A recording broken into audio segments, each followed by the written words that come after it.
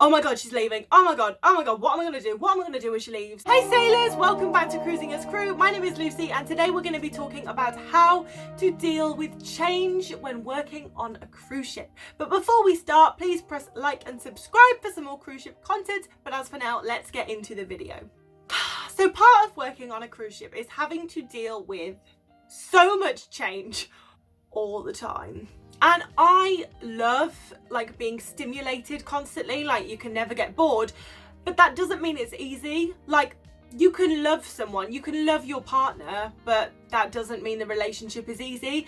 And it's the same with working on a ship. You can love your job, you can love your lifestyle, but that doesn't mean that it's always easy, because there is constantly something new to adapt to. You know, it might be a new management style, it might be the fact that your friends have left, new people have come, a new time zone, there's a new itinerary. There's just so much going on all the time, and you have to constantly be okay, you know? And the thing is, if you were living on land, let's say you would maybe either buy a new house or go traveling or get a new group of friends or get a new job. But if you go and work on a cruise ship, you're going to be doing all those 4 things at once. New job, new friends, new environment, you're going to be living on a ship. And that is a lot to wrap your head around, as well as everything else going on. So today I am going to go through how I have learned to deal with this constant change without losing my mind, only slightly. Change is uncomfortable, but it also gives us a chance to step up and improve ourselves. And one of my favourite sayings, which I use a lot when describing what it's like to work on a cruise ship, is get comfortable being uncomfortable. There isn't a comfort zone on a cruise ship, so you better just get comfortable being uncomfortable. And really, it can happen. That's how I am now. I'm just okay, I'm just going to be comfortable going with the flow and not having any control over what's going on. So the first thing I had to learn to do, and I would recommend you do, is try and identify what you are fearful of. Obviously with change comes fear, because it's being scared of the unknown. You're not sure what's going to happen, what the outcome's going to be. So yeah, the first thing is identifying what you are actually scared of. Because if a kid says, you know, to his dad, oh, there's a monster under the bed, what his dad will do is shine a light under the bed to show him that there isn't a monster under the bed, and it's actually just in your imagination.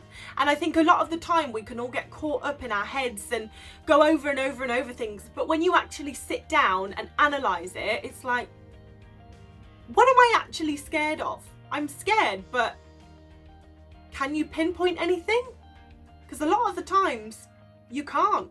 A quick example is one of my many roommates left, so that was a big change for me, and with that change it brought sadness. I was sad that she was leaving, because, you know, we got on so well and we had such a good time and she was so easy to live with. And I was fearful. I was fearful that the next girl that came wasn't going to be as good, wasn't going to be as nice, wasn't going to be as easygoing. But then I tried to break it down a bit more. So the sadness, I was okay, well, I don't need to be sad that I've lost her, because I haven't lost her. She's still my friend. I don't need to be sad that I'm not going to talk to her again, because we've both got phones, so we can talk to each other. So actually the only thing that I need to be sad about is the fact that this dynamic is over. The whole roommate dynamic is done, but we're still friends.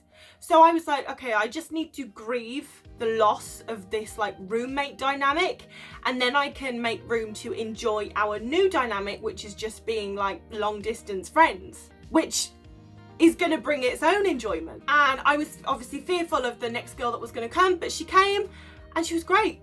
And the thing is, it wasn't any worse and it wasn't any better, but it was just different. It was a different dynamic, and I enjoyed it just as much as the first one.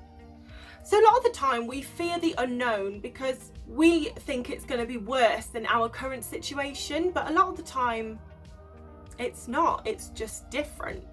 And you know, once I was afraid of this situation I'm in right now because it was unknown to me. But it's fine. It's like everything in life, you know, you cross that bridge when you come to it, you deal with it. And let's say that girl had come and it had have been a really bad dynamic and it was worse than the first dynamic, it would have been happening for a reason. I would have learnt from it and I would have dealt with it.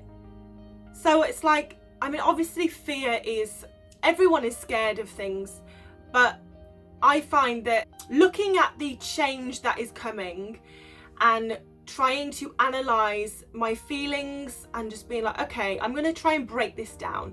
What am I scared of? Okay, why am I scared of that? Is that actually going to happen? So try and just kind of go into yourself and actually think like, is that going to happen? So even when we have got over the fear and, you know, the change is coming, but we're not necessarily scared of it anymore, we still need to learn to go with the flow. I think this is one of my biggest lessons from working on cruise ships, is going with the flow. I would say I'm a little bit of a control freak, but I think we all are to a certain extent. We all like to feel like we have control over our own lives. But I found like the more I try to control a situation, the more it doesn't go the way I want it to. So I just kind of try and trust that whatever's happening is happening for a reason, and I just try and enjoy it and try and be present and try and be in the moment and try not to like get all up in my head about the fact that I can't control what's happening. Like if my best friend is finishing her contract in 2 weeks, instead of spending that 2 weeks thinking, oh my God, she's leaving. Oh my God, what am I going to do? What am I going to do when she leaves? I now just try and enjoy the last 2 weeks with her, and I'll cross that bridge when I come to it. There is no point trying to control something that you can't control. So just learn to like relax, go with the flow, and just try and trust that whatever direction you go in is the right direction and you are exactly where you need to be. Something that I do that helps me go with the flow with the bigger things is controlling the little things. If I feel like I have control over the little things in my life, it just seems to make it easier to just chill out about the big things. So the little things is like, I brush my teeth every day, I make my bed every day, I make sure my cabin is clean every day, I try and eat a piece of fruit every day, I'll go for a walk every day. These are just examples, but like just having control over those little things does make you feel better, because the thing is, like, realistically, the only thing that we have control over is us and how we react to certain situations. So if you're going to get upset over every single situation that you can't control, you're going to be upset a lot. Whereas if you could just focus on being present in the moment, enjoying the situation, and trying to control how you react to that situation, you're gonna have a lot more success and ultimately be happier, right? Another one, which I've kind of mentioned, and it does sound a bit kooky, but it helps me, is knowing and trusting that everything happens for a reason. I believe this, and I think, well, maybe a lot of you do. A lot of people who I've spoke to believe that everything happens for a reason, and it really, really does, you know, because, like, for example, when I look back at, let's say, a roommate that I really, really didn't get on with, at the time I was like, why have I been put in this situation? But now I can look back years later, or a year later, a month later, whatever, you can look back and be like, that's why I was in that situation, because I've learned X, Y, and Z from it. I've actually made a video on how to deal with awkward roommates, so if that is something you'd be interested in, I'll leave the link in the description box. But anyway, so trust that everything happens for a reason. And, you know, if you're not in the best situation at the moment, there's a reason for it, because even if it's subconscious, you are learning something from it. Meditation. Now, I am actually rubbish at meditation. I can last about 10 seconds and then I start thinking about other things. But I am getting better because, you know, I'm letting thoughts come in and I'm able to just like be like, no, I'm going to think about you later. So even though I still don't think I'm great at it, I'm a lot better than I was, because I'm aware that I am able to stop those thought processes. Whereas like 2 years ago, I didn't feel like I had control over what I thought. So I would let myself obsess and overthink about things. And I would either, you know, spiral into excitement, or I would spiral downwards into like a really low mood. Whereas now I'm able to just kind of keep myself pretty level. So the reason that meditation helps with change is because if you are upset or anxious or fearful about the change that is going to come, instead of spiraling out of control into this abyss of like, oh my God, it's going to be awful, you can control what you think about the situation. You'll be like, okay, yes, I recognize that I'm feeling sad or I'm feeling fearful about this change that is going to come. And then we can go back to number one, and you can then break it down and analyze what you are actually scared of, instead of just letting your thoughts run wild, you know? So meditation and being able to control what you think is, you know, I found it to be a massive thing. And it's not, I don't mean like, you know, sit cross your legs and be like, I can't do that. But I just mean trying to be more aware of the fact that you do control your thoughts. If you're obsessing over something, you're letting yourself obsess. You don't have to obsess over the change that's going to come. You're allowing yourself to spiral out of control.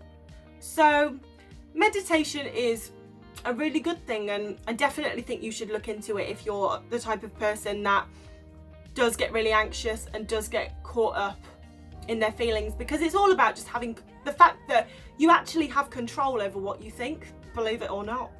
Give yourself a deadline. So when my roommate was leaving, I gave myself a deadline. Once I recognised that I didn't have to be upset that a friendship was over, I didn't have to be upset that I wasn't going to talk to her.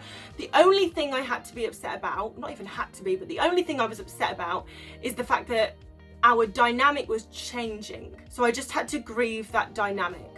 So what I said to myself was like, okay, I am going to be really sad for like 2 days, and then I'm not going to be sad anymore, because I'm going to start to enjoy our new dynamic. So sometimes I find that really helps if you set yourself a deadline, like, okay, I know why I feel this way. I'm going to allow myself to feel this for X amount of time, however long you think you need. But then you cut it off. Like, the longer you allow yourself to feel sad about a situation, you're just gonna be sad. And you're not gonna open yourself up to enjoying the new stuff. Like, if I'd have just thought, right, I'm just gonna be miserable about the fact that this roommate has left, I then wouldn't have been open to enjoying my new roommate and how great she was. I want to know if you have found these tips helpful, so let me know in the comments down below, and also hit that notification bell, because in the next video I'm going to be talking about why living on cruise ships is like living in Neverland. Not the Netherlands, Neverland. But while you wait for that video, if you just check out these 2 videos here, I would really appreciate it. But thank you so much for watching, and I will see you in the next video.